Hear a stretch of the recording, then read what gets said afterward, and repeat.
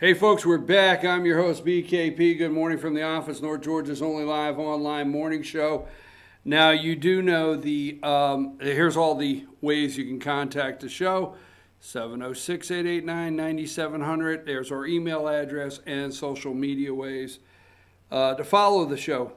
Now, you know the President of the United States put out a tweet a while back and instructed the Pentagon to no longer accept transgender troops to serve with the military. Somebody's going to say, well, you got that wrong, but you got the whole gist of the thing, right? And then the court upheld the president's decision based on the lower courts. There's some challenges right now.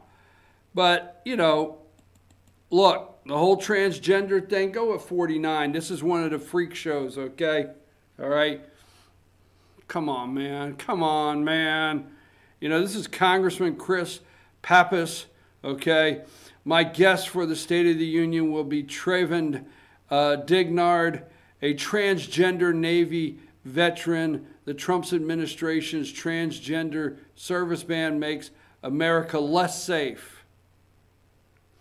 Because we don't have guys that don't know if they're girls, girls that don't know if they're guys, guys that don't know this, but how are you less safe today, you jackass? Makes America less safe and politicizes our military. No, it doesn't politicize. Okay? Men and women, because we decided in this country that we're going to let a woman go into the combat zone. Fine, fine, fine. I'm not interested in that damn argument. But men and women are to go out there and kill people first chance they get when they get the order to kill them. Not politicizes our military. Everyone who is fit to serve. Dude, you can't use fit to serve and transgender in the same damn sentence. Should be treated equal. I'm proud to welcome Trayvon to the people's house. So there he is with his little, Trayvon's going to be there, the transgender, to look at Mr. Trump and say, I want to serve in the military. Going to be a real freak show tonight. An absolute freak show. Now, we've got to get to a lot of things, but Josh brought this up. It wasn't on the wheelhouse to look into it right now, but we're going to talk about it for a minute because it's very important, because it is out there. Everything on a daily basis now is a fight and position to try to get a king of the freak show into the White House. Okay, a king or queen. Okay, we could have a queen freak in the White House. Just saying, okay? So, you continue to hear popular vote, all right? And I have listened to this. I've read so many different articles. I don't like to come on and do the segment on the show and really get upset that you cannot have popular vote win in the United States of America. First of all, we are a republic, okay? We are a union. We are a union of states. Now, within the union, okay, population does not determine anything as far as the state's rights within the union. Now, I just do not know why we are not teaching these classes, and I do not know why we are allowing these state institutions and these local schools that we pay so much for to get this straight with the kids. This is not a political view.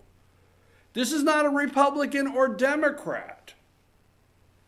This is how the country is founded.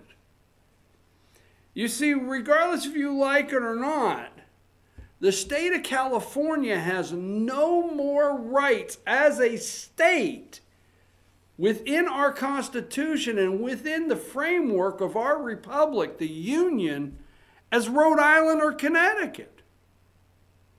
It just does not. period. I am not going down the road. That's why every state has 2 senators. Every single state we are set up is represented and has equal voting power in the union. Now, if you go popular vote, we all know you'll have Texas, Florida, Florida, New York, and California, right? Something like that. And there'll be no need for a Kansas, and there'll be no need for Iowa. And I go over that all the time. But what you have to be careful of that is happening out there is how the states, what is going on is the National Redistricting Committee, okay, NDRC, right, with Eric Holder and Barack Obama, and you look at the Electoral College, which they would like to end, but what they're trying to do is take over states. And that's why state elections in 2016 or 2018 were very big for Democrats. They had gains. They gained the control of some state houses.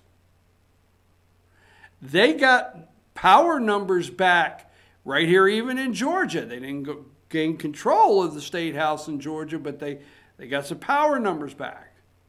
That being said, now you need to look this up because there's several states looking at it. But and Josh sent me this article, and he asked me if I had looked at it, and I said no. And then I started reading through it. State Senate okays bill linking Colorado's presidential choice to national. What they're trying to do, and this is from several websites. Okay, now when Josh sent me this, I wanted to see several websites say this, but Colorado could join effort to sideline Electoral College. All right, and this article is January 8th. We'll take this one here. It has passed the Senate. Now, this has passed the Democrat Senate, and it's waiting for passage in the House. But Colorado could join the effort to sideline. A new bill has been submitted in Colorado's young legislative session that could help make an end run around the Electoral College. Democrat lawmakers, introduced the legislation on day one. If it passes, Colorado's 9 electoral votes would be awarded to the winner of the national popular vote, no matter who wins Colorado.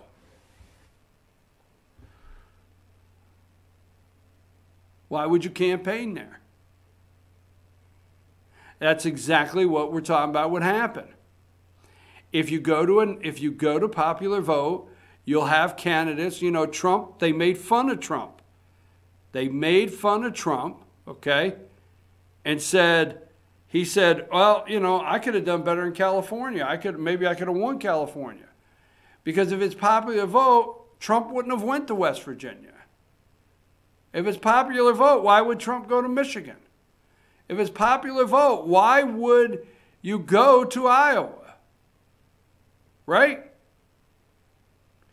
If it's popular vote, you campaign in New York, Texas, Florida, you know, Illinois maybe, and then over to New York, and that's it.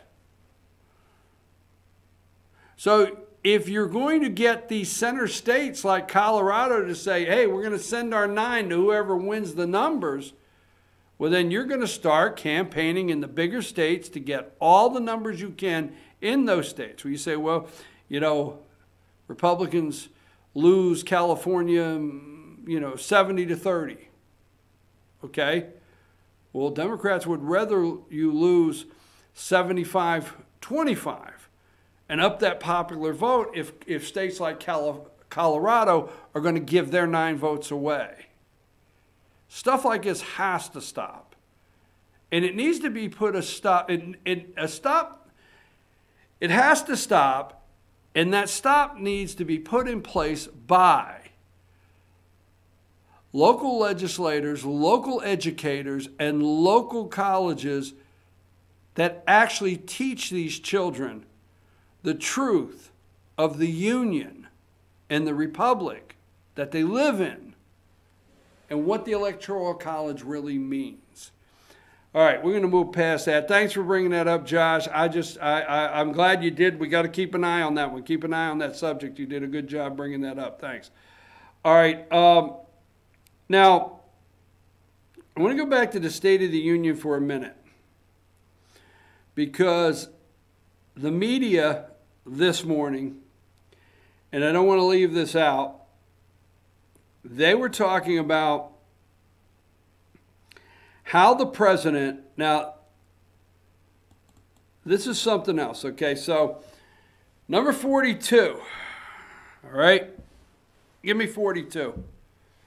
And all right, so obviously, the handshake there between Paul Ryan and Donald Trump, Paul Ryan knows the whole time he's going to stick it in the back of Donald Trump, right? And Trump's first address to Congress under divided government is what's happening tonight. I think it was divided government when he had to deal with Paul Ryan and he stuck him in the back with the omnibus bill. But that being said, that's going to be Nancy Pelosi up there tonight, okay? Now, go to 43.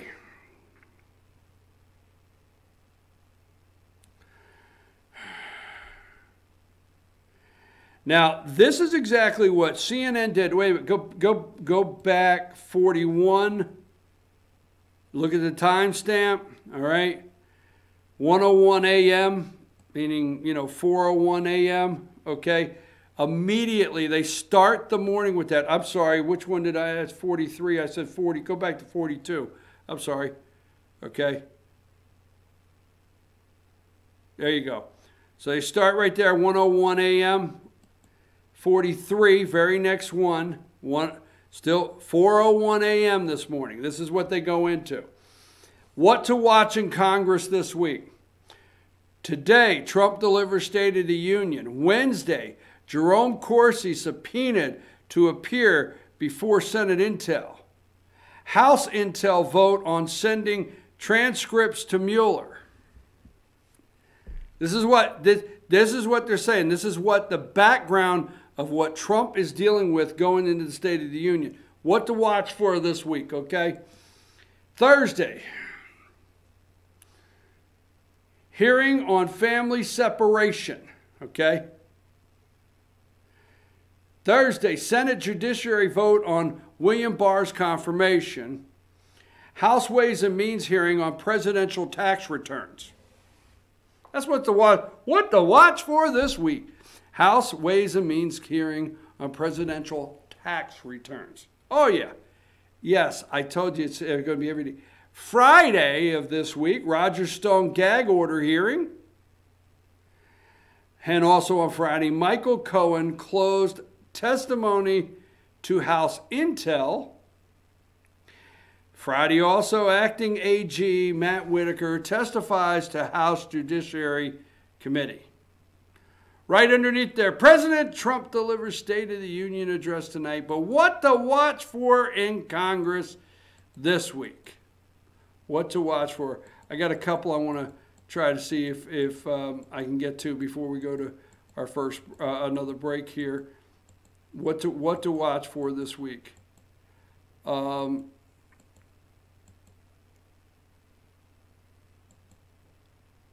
State of the Union. Now today, this is the State of the Union. Remember, let's go to 27. MSNBC put up a graph this morning there, or a chart, not a chart, but Trump Organization on undocumented workers fired from golf clubs. 3 Trump National Golf Club there in Montrose, New Jersey.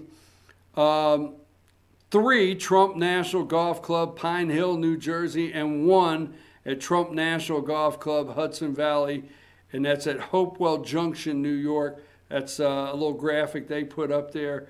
Number 26, purge of undocumented workers by President's Company spreads at least 5 Trump golf courses. Okay.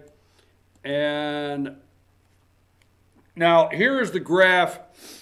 Why would this guy give the State of the Union? And this is actually what they were making fun of him about, and they make fun of the president. Why would he? Okay. Why would you get up and even why does he just go tonight and quit? Number 23. Okay. On a daily basis, should Trump be reelected? Mammoth University, should Trump be elected? 38%. Elect someone else. 57. Just anybody, damn it, please. I never get these polling numbers, the calls. Only 38%. Why would the guy show up? And actually, that is the way they're treating him. Okay. Number 22. Democrat voters. Qualities for a presidential nominee there for Democrats. Disagree on issues and strongly against Trump, 56. Agree with on issues and weaker against Trump, 33. I don't know. This is one they're pushing because they say that the Republicans are starting to crack. In this one here, it's showing cracks with Republicans and what he's really hurting with. They're saying there's no, why is he even showing up tonight? Okay. Number 21. Should Trump be reelected? 79% of Republicans say yes. 16 say no. We're up to 16 that say no. He was in the high 80s. Like 89%. Right at 90, 91. It wasn't long ago, it seemed like. But now they're wanting to look like the Republicans are cracking, right? Independents, 39% say he should be reelected. Only 55% say no. Democrats, 94% of them say no. All right, I'm going to take a brief break. We're going to come back. We're going to talk about the governor. We're going to talk about the governor of Virginia. I want to talk about that one briefly, follow up that, and a couple other things that are going on before tonight's State of the Union at the cesspool known as Congress. Take us a break.